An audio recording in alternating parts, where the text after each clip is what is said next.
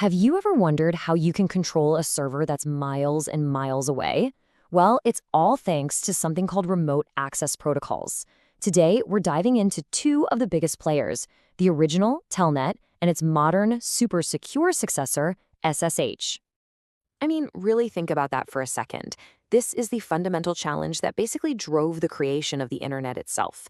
The goal was to create a virtual terminal, making a remote machine feel like it's sitting right there in front of you. And that's exactly where our story begins. So, that brings us to the very first real answer to this problem. TELNET.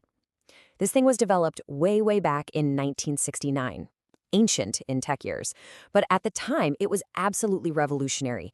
It pioneered the entire concept of remote login. TELNET, which is short for telecommunication network, basically gives you a direct, text-based communication line between two computers. It essentially tricks the remote server into thinking your keyboard is plugged right into it, giving you full command line access. Pretty cool, right?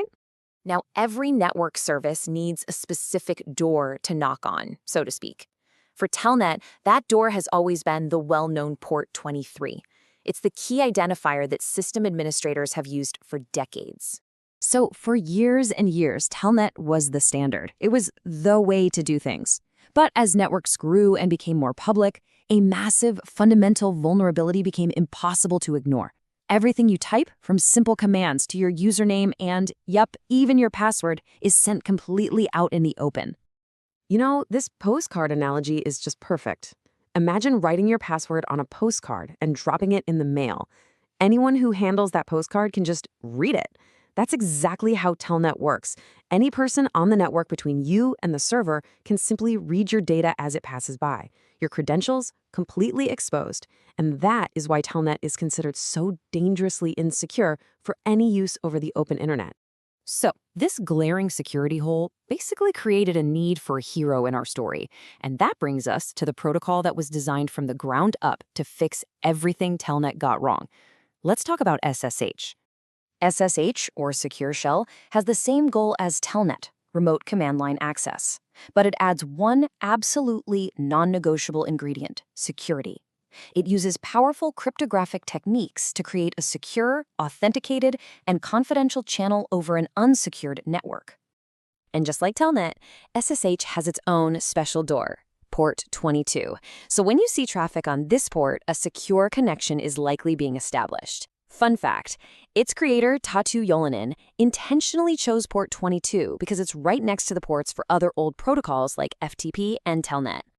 The absolute game changer here is encryption. Instead of sending data in a way that anyone can read, SSH scrambles the information into a secret code that can only be deciphered by the intended recipient.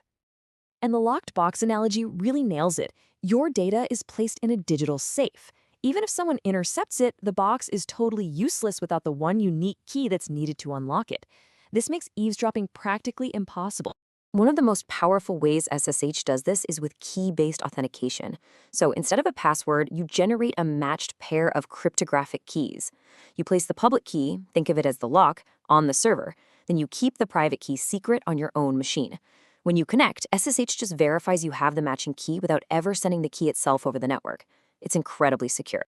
Okay, so we've met the original and the modern standard. Let's put them side by side to make the differences crystal clear. Let's just break this down. For security, it's plain text versus encrypted. No contest. The port, 23 for TELNET, 22 for SSH. In terms of where you'll see them, TELNET is really only on legacy systems or totally isolated lab networks now, while SSH is the standard for all modern communication. And for authentication, SSH offers much stronger methods, like those public keys we just talked about. And this timeline really tells the story of how this all happened. TELNET had a long run as the pioneer, starting back in 1969. But then, in 1995, a researcher in Finland actually witnessed a password-sniffing attack on his own network and decided to build something better. That something was SSH, and it quickly became the undisputed global standard we all rely on today.